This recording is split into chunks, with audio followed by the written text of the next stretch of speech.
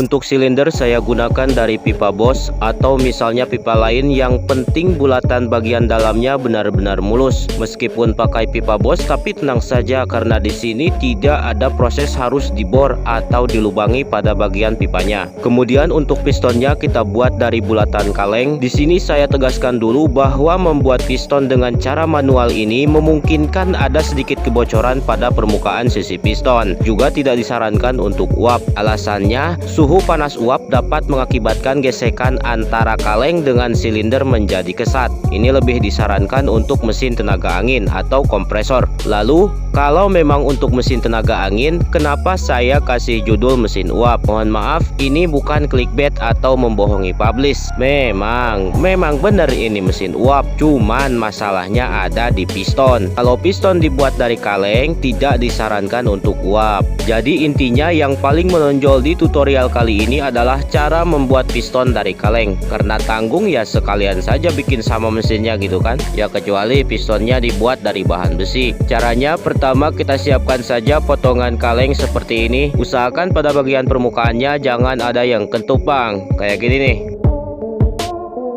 Lalu kita siapkan potongan kertas, kemudian ukurkan kertas tersebut ke dalam bulatan silindernya.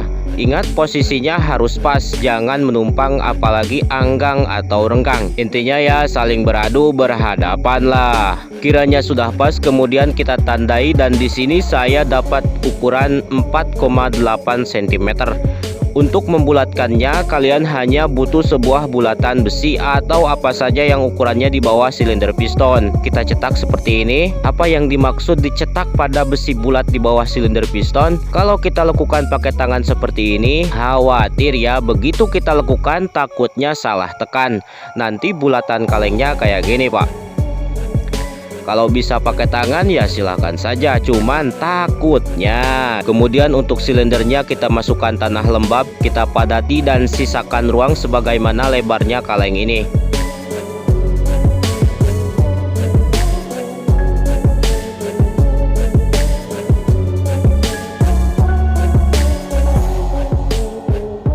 Lalu kita masukkan bulatan kalengnya pada ruang tersebut.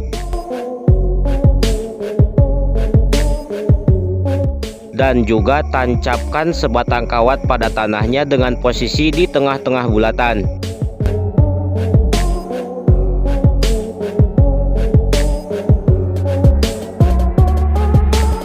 Kemudian kita butuh lem plastik steel untuk dimasukkan pada ruang bulatan kaleng tersebut.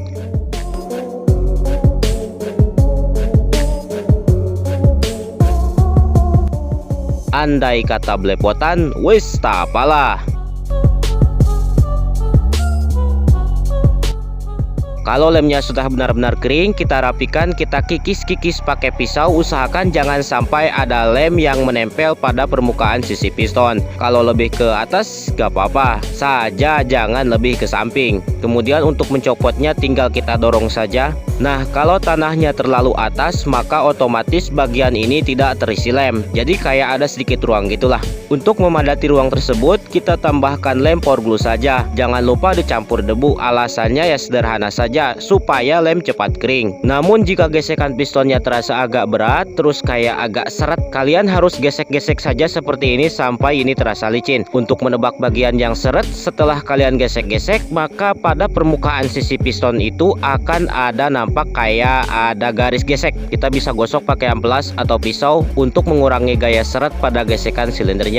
Tapi hati-hati ya. Nah, setelah itu kita buat lubang pada ujung kawat piston ini. Caranya tinggal kita lakukan dengan tang sampai ini membentuk seperti lubang. Untuk ukuran lubang itu tergantung kalian engkolnya mau dari apa. Misalnya baut berarti harus seukuran baut. Misalnya kawat berarti harus seukuran kawat juga. Kemudian kita buat poros engkol dan juga roda gila. Caranya siapkan dua potongan kawat yang tiap salah satu ujungnya dibuat seperti lubang. Sekaligus dua potongan kayu yang sama tiap satu ujungnya dilubangi. Lalu kita tancapkan dua kawat ini pada tiap lubang kayu tersebut.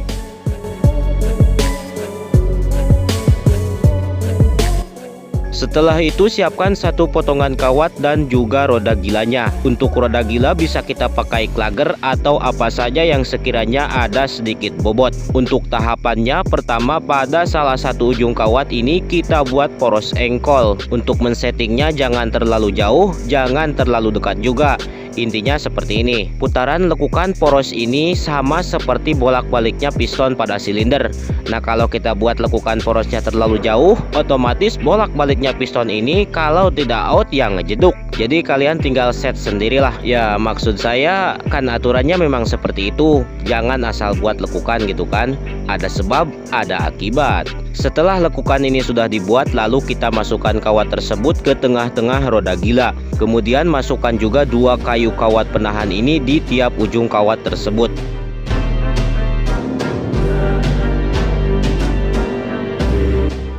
Kita set dulu pada kayu hamparan.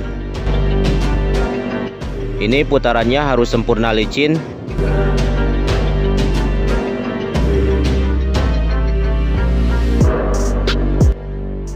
Jika sudah, siapkan lagi satu buah kawat untuk penahan goyangan silinder. Jadi posisi kawat ini harus tembus pada tengah-tengah silinder. Kalau misalnya kita lubangi tembus silindernya ya gak mungkin juga kan, karena ini adalah jalur bolak-baliknya piston. Nah, untuk menggantikan lubang tersebut caranya mudah sekali. Kita letakkan kawat ini pada silindernya, kemudian kita tekan dua sisinya sampai membentuk setengah bulatan silinder. Lalu kita bengkokkan satu persatu kurang lebih seperti inilah ya.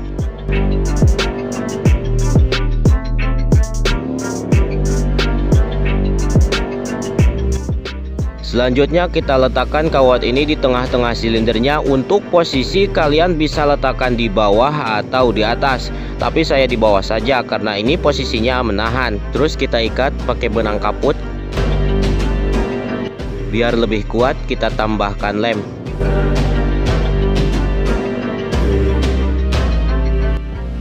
Kemudian siapkan juga dua potongan kayu, lalu kita buat lubang satu persatu. Fungsinya untuk memasukkan dua ujung kawat ini ke dua lubang tersebut. Nah, untuk men-set letak lubang tersebut harus di mana atau tingginya seberapa kan gitu. Lihat caranya. Kayu ini letakkan di samping kayu penahan roda gila. Lalu kita tandai sejajar sebagaimana tingginya kawat batang roda gila. Usai itu buatkan saja lubang. Tapi sebelum kita masukkan dua kayu ini, kita tutup dulu ujung silinder ini menggunakan kayu yang dibulatkan. Untuk panjang kayunya usahakan harus menonjol seperti ini. Setelah itu kita lubangi kayu tersebut sampai tembus ke dalam silindernya. Saya sarankan lubangnya di tengah ya. Kemudian siapkan potongan PVC. Lalu kita lubangi pada bagian tengahnya. Tujuannya untuk ditempelkan pada ujung kayu ini. Gini Kang, sebenarnya gak pakai PVC juga bisa.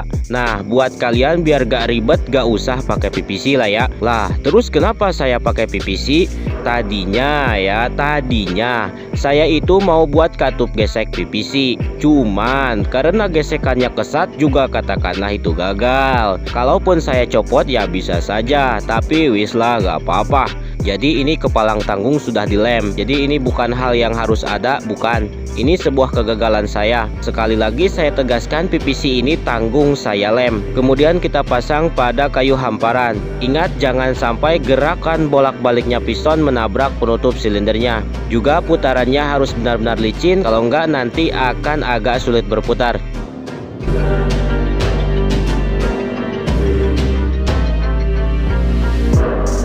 Lalu kita siapkan saja ujung tutup pulpen. Selanjutnya siapkan lagi potongan kayu untuk meletakkan tutup pulpen ini di depan lubang silinder. Caranya kita lubangi saja seukuran bulatan tutup pulpen ini. Lalu kita masukkan pada lubang tersebut. Nah, untuk cara men-settingnya mudah sekali. Kalian mau muternya ke depan atau ke belakang? Kalau mau muter ke depan, kalian gulir saja engkol ini berada di posisi bawah. Lalu letakkan lubang penutup penanya pas menghadap ke lubang. Ini adalah set putar depan.